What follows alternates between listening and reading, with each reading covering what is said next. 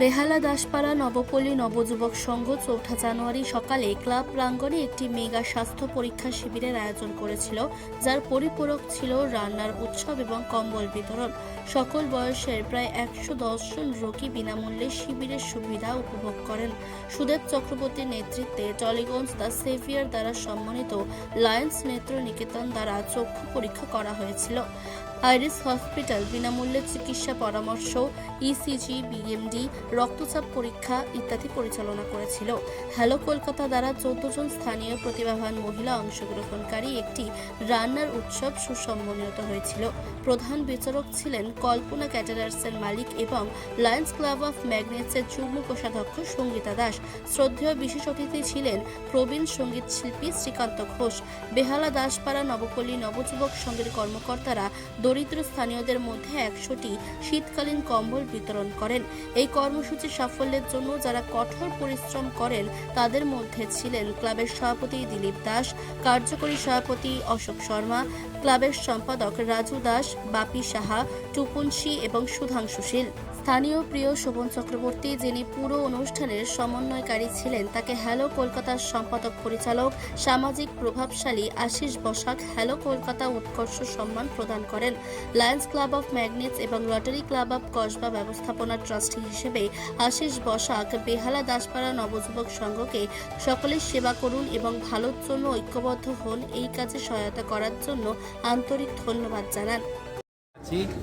বিশেষ ধন্যবাদ ক্লাবের প্রত্যেক কর্মীবৃন্দ এবং যারা অফিসিয়ালসরা আছেন। আজকে Lions club of Kolkata magnet, rotary club of Kasba অনুষ্ঠানটি বিশেষভাবে সফল হয়েছে লায়ন্স নেত্র নিকেতনের জন্য। তারা ফ্রি আই চেক আপ করেছে, সহযোগিতার হাত বাড়িয়ে দিয়েছে টলিগঞ্জ সেভিয়ার।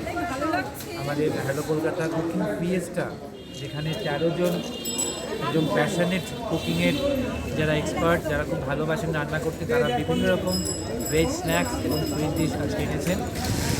আর আমাদের জুরি প্যানেলিস্টের মধ্যে ছিলেন কল্পনা ক্যাটারার্স এবং ওনার সঙ্গীতা দাস ম্যাডাম, উনি আমাদের লায়ন্স ম্যাগনেটসের জয়েন্ট ট্রেজারার। আর পুরো অনুষ্ঠান যার জন্য হয়েছে দুপক্ষেই আছেন বেহালা দাসপাড়া নবযুবক নবপল্লী সংঘের অর্গানাইজিং সেক্রেটারি এবং আমাদের লায়ন্স ম্যাগনেটসের কনভেনার শোভন চক্রবর্তী।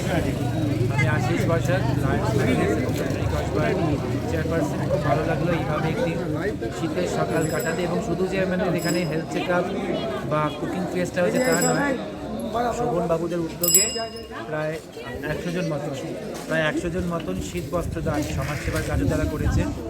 আর তাদের মহিলা বর্গের যে অসামান্য কন্ট্রিবিউশন, তার জন্য আমরা লায়ন্স এবং রোটারির পক্ষ থেকে সম্মাননা প্রদান করেছি নবযুবক নবপল্লী সঙ্গে প্রত্যেককে। ধন্যবাদ জানাবো সবাইকে। আইরিস হসপিটাল, লায়ন্স নেত্র নিকেতন এবং টালিগঞ্জ দ্য সেভিয়ার এবং রোটারি কসবা এবং লায়ন্স ম্যাগনেটের সবাইকে ধন্যবাদ। এবং যারা জুরি প্যানেলিস্ট হিসাবে এসেছেন তাদেরকে অসংখ্য ধন্যবাদ। নবপল্লী রাস্তার পরিবেশ সঙ্গের পক্ষ থেকে আমাদের আজকে অনুষ্ঠান সম্পর্কে এটা আমাদের ৫ বছর হলো এই অনুষ্ঠানটা, এবং লায়ন্স ক্লাব যে পরিচালনা করে তার জন্য আমরা গর্বিত। এবং পাড়ার প্রতিবেশীরাও খুব উপকৃত হয়, আশেপাশের মানুষও খুব উপকৃত হয়। এখানে অনেকগুলো শিবির চলছে একসঙ্গে, যেমন চোখ পরীক্ষা, স্বাস্থ্য পরীক্ষা, কম্বল বিতরণ ইত্যাদি ইত্যাদি। এতে আমরাও প্রচণ্ডভাবে গর্বিত। মানুষ যাতে পরিষেবা পায় স্বাস্থ্য সম্পর্কে, চোখ অমূল্য সম্পদ। চোখ যদি ভালো থাকে, দেহের সবচেয়ে গুরুত্বপূর্ণ অংশ হচ্ছে চোখ।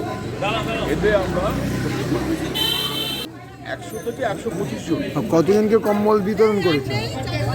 ৪৫টা।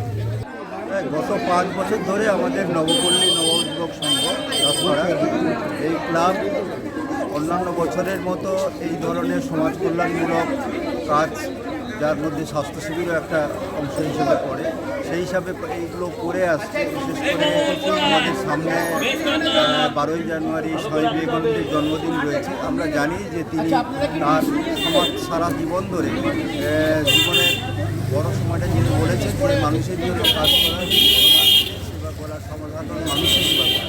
তো সেই লক্ষ্যকে সামনে রেখেই কিন্তু আজকে আমরা আমাদের আজকে এই স্বাস্থ্য সচেতনতা শিবির এবং তার সঙ্গে বা অন্যান্য ব্যাপারগুলো আমরা করে আসছি।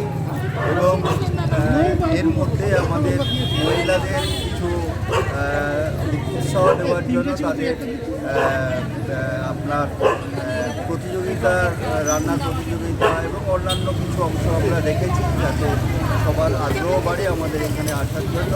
আশা করি সামনের দিনে আমরা এই ধরনের কাজ, এই ভালো কাজ এর মধ্যে আমরা এগিয়ে যেতে পারবো এবং সবাইকে আমাদের মধ্যে সামিল রাখতে পারবো, এটাই আশা। এটা আজকের দিনে দাঁড়িয়ে মানুষের জীবনে দুটো জিনিস দরকার, এটা হচ্ছে শিক্ষা এবং স্বাস্থ্য। যে দুটো মানুষের হলে সব থেকে যে কোনো দিক থেকে মানুষ লাভবান।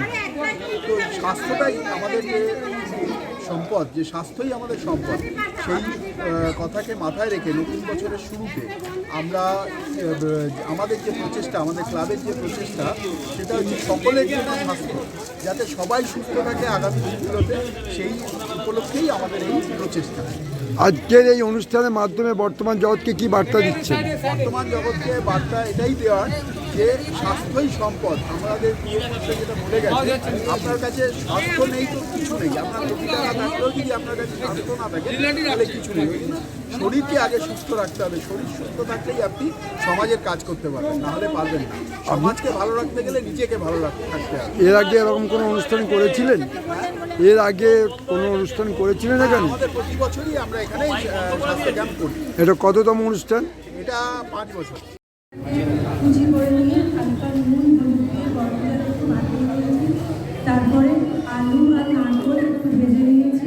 ওটার মধ্যে আদা, হলুদ, লঙ্কাগুলো, জিরে, ধনে, সর্ষে তেল সব কিছু দিয়ে মশলাটাকে ভালো করে মেখে নিয়ে কড়াইয়ের মধ্যে তেজপাতা, শুকনো লঙ্কা, গোটা জিরে, ফোড়ন দিয়ে এটাকে ভালো করে কষিয়ে তার মধ্যে আলু নারকেলটা ভাজা দিয়ে ভালো করে নেড়ে চেড়ে একটু জল দিয়ে নামানোর আগে গরম মশলা দিয়ে রিয়া দত্ত। এটা মেয়োনিজ, চিজ, পাস্তা আমি পরিবেশন করলাম। প্রথমে পাস্তাটাকে যেমনভাবে সেদ্ধ করতে নর্মালি সেদ্ধ করে রাখা আছে, আর আগে একটু পেঁয়াজ, তার সঙ্গে মটরশুঁটি, ক্যাপসিকাম, এই জিনিসগুলোকে হালকা সেদ্ধ করে রেখেছি। তারপর মাখন দিয়ে এগুলোকে ভেজেছি।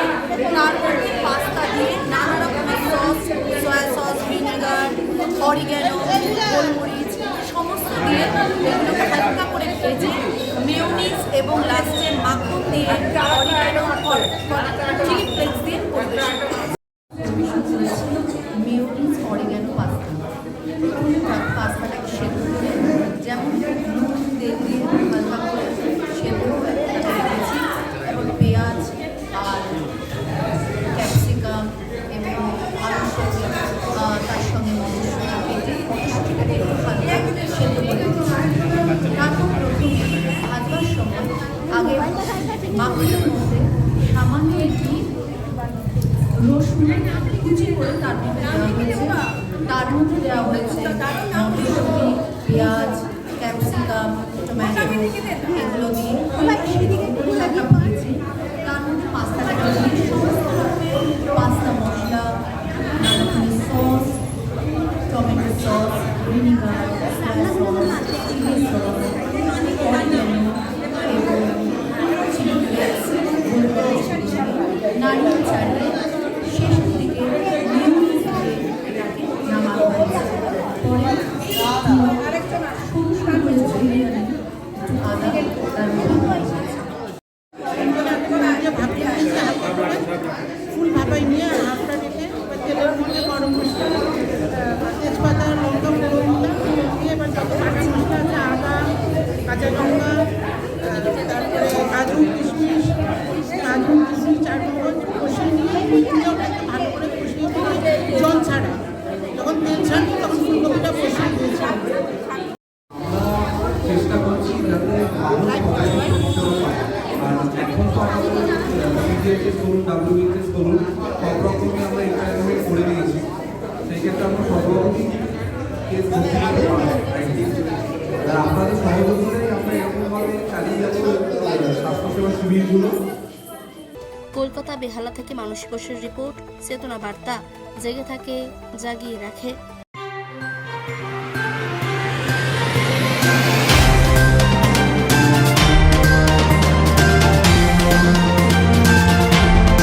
চেতনা বার্তা, জেগে থাকে জাগিয়ে রাখে।